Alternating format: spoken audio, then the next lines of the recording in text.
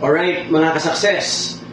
Kung sino yung sinamahan mo, ganun din ang reflection mo. Kung sumama ka sa mga 5 nagninegosyo, malamang ito yung pang-6 na magninegosyo at kumita at aasenso. Kung sumama ka sa mga 5 mga martes, mga negatibo, matik ang buhay mo ay magulo at negatibo. So, kung hindi mo gusto yung resulta ng buhay mo ngayon, alamin mo ang mga paligid mo at kung sino yung mga sinamahan mo.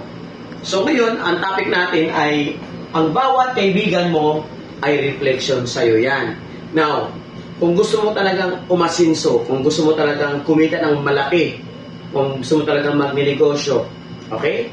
Samahan mo na yung mga taong magninegosyo. At ngayon, kung nagninegosyo ka naman, nandito ka na sa mundo ng pagninegosyo, samahan mo yung may mga resultado na, yung may mga nagawa na, at maganda yung komunidad nila. Huwag yung samahan yung mga nakachamba lang. Kasi minsan may kumita na malaki, pero chamba lang. At kung bakit, nagawa nila noon, pero hindi na nila makulit ngayon. So, tingnan natin kung bakit. Ito yung ang dahilan kung bakit hindi ka na pumuputok o kumikita sa negosyo mo. Okay, number 1, no? Nagnegosyo ka, lalo na po sa mga leaders, no? Matagal lang nasa ganitong larangan ng negosyo o sa pagnegosyo, no?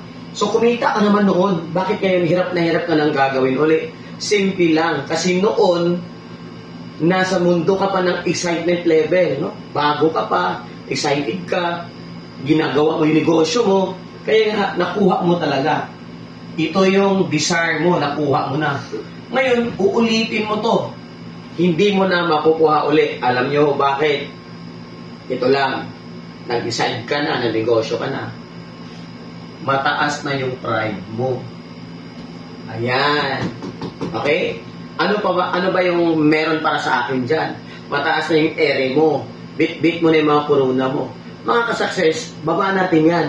Kung gusto nating maulit-ulit yung tagumpay natin, ibalik natin yung excitement level, eagerness, no? Excited ka, positive po yan. Positive energy po yan, no? Humility, no? Pakumbabang loob, positive din yan. Huwag na itong pride, kasi itong pride, negative yan. Papasok sa'yo yan, negative. Ano pa? Ego. Ayan. No? So, tapos yung mga sinamahan ng mga partner din, ang reflection nila, katulad mo rin, mataas ang pride. Kaya nga, nagugulo na yung frequency mo, naguguluhan na. No, itong universe dito sa taas, or we call it universe, naguguluhan na sa'yo. Kasi minsan, pag medyo hindi gumaganda ang takbo ng negosyo mo, nangangasim ka kagad. And naghahanap ka na uli ng bagong opportunity. At ito malupit, sama-sama. Ibig sabihin, pareho kayo ng mga frequency or level. So, kung gusto nyo talagang magkaroon uli ng resulta or magka-resulta, no? Ibalik nyo yung basic, yung pinaka-basic na feeling mo, nakita mo yung opportunity na excite ka, at i-keep mo yan. Yes, pa-fluctuate yan, bumababa yan, tumataas, bumababa yan.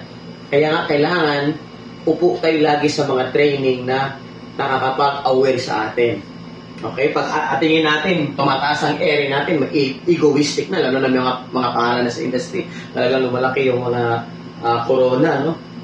Baba natin uli ang corona at then mag-apply tayo ng humility. Apply natin humility. Yun po isa sa mga dahilan po talaga. Marami pong magaling. Alam ko, makikita ko na talaga ang daming galing. Walang problema sa galing. Pero tandaan niyo po, 95% is tamang mindset. Okay? 95% tamang mindset. 5% lang yung galing natin. Ulitin ko po, kahit gaano natin kagaling, kung ang sinasamahan natin ay negative yung mga frequency, so sayang lang yung mga magagaling. Nakita ko, ang dami ng mga magaling pero nawawala po sa linya. Sayang. Pero hindi magano kagaling, mga bago lang sa industriya, pumuto. Bakit to? Dahil excited sila, inaral, umupo sa training, at lumaki yung value nila. So remember, every negative feeling can drain us. Nalilito, bumaba yung frequency natin. At yung desired income natin is high frequency yan. Mataas po ang frequency ng mga desired income natin. Kaya kung nandito yung frequency level mo, negative, bababa pa, hindi talaga makuha ulit. So, sa mga magagaling kong kaibigan dyan, mga leaders, after nurse dati, mga legendary, i-align niyo uli ang sarili ninyo. Okay? Huwag bitbitin ang pride, huwag bitbitin ang ego, huwag bitbitin ang mga sobrang galing nun. Tapos na po yun, bungo na yun. This is another story.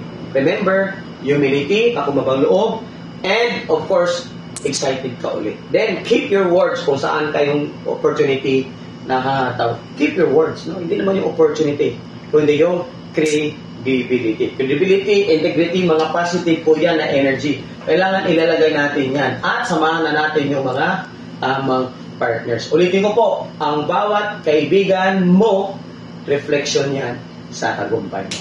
Alright, let's go!